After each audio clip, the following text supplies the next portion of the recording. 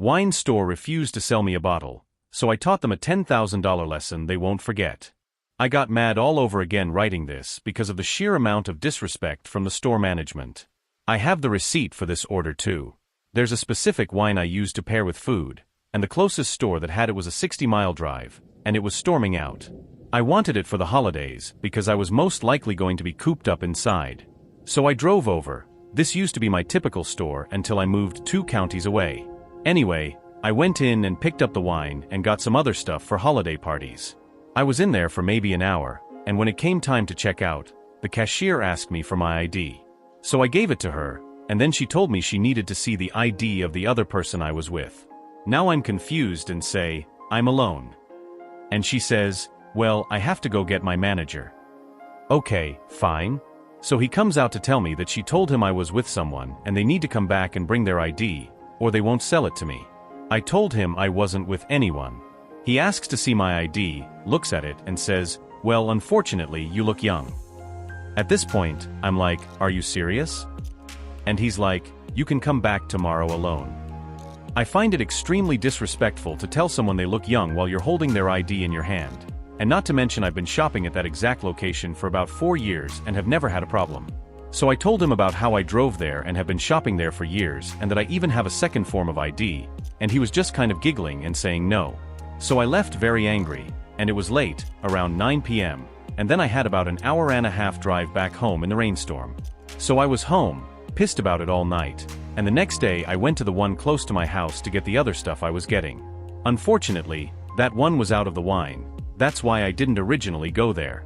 They were pleasant as usual, actually beyond nice, and didn't even ID me, which just goes to show the other location was on some kind of power trip or something.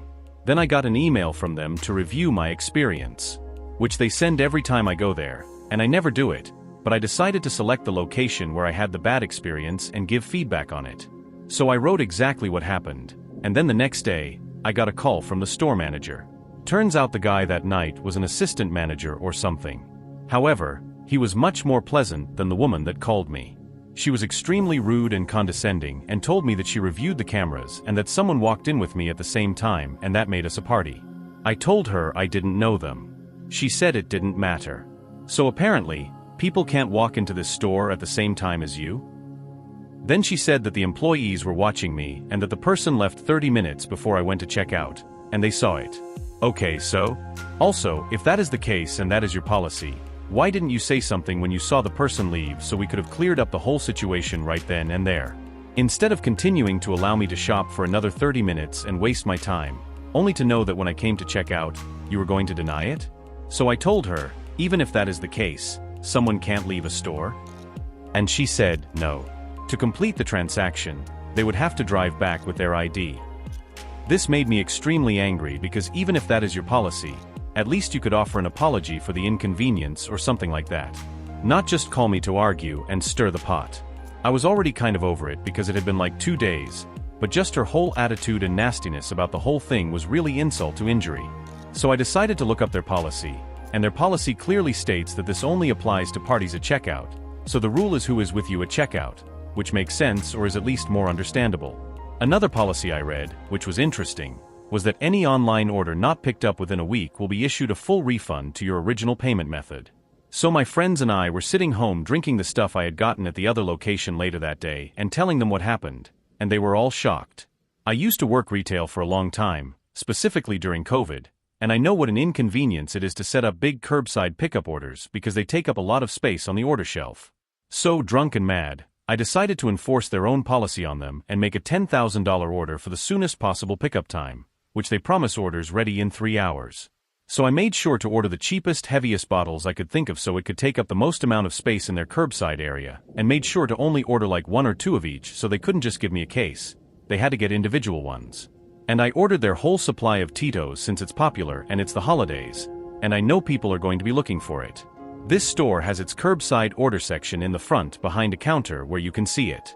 And I know when customers saw it, they would ask for it, and then they would have to explain how someone ordered all 238 bottles and they're back there on reserve. Then they'd probably get grouchy and ask for a manager.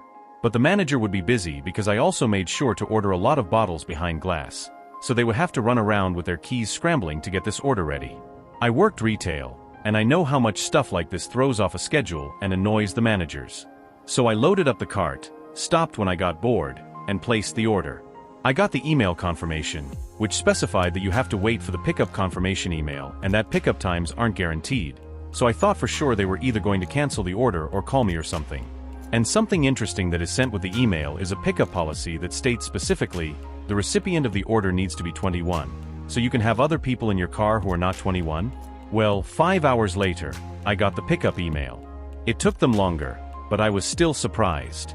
Then later, I got a pickup reminder email. Then 3 days later, a second reminder.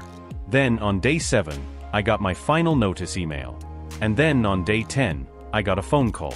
It was the manager, acting like a completely different person this time, asking when I was coming for the order.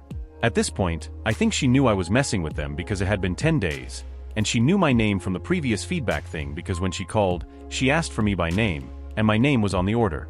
So I told her, yeah, I went to pick it up and was told I looked too young, so I just went to the other store and picked up the same stuff there. Then she got mad and said, "Are you seriously not coming to pick this up?" I just replied, no. She hung up on me. When your higher-up asks you why your store had to refund someone $10,000, explain to them what you did. They were supposed to automatically cancel the order at the 7-day mark but didn't. She called me on day 10. So I called their customer service line to cancel it, and the representative told me some stores wait until the end of the month to do it. I'm assuming the manager was trying to hold out on refunding to end the year with better numbers. Retail does that. I made them cancel it right then.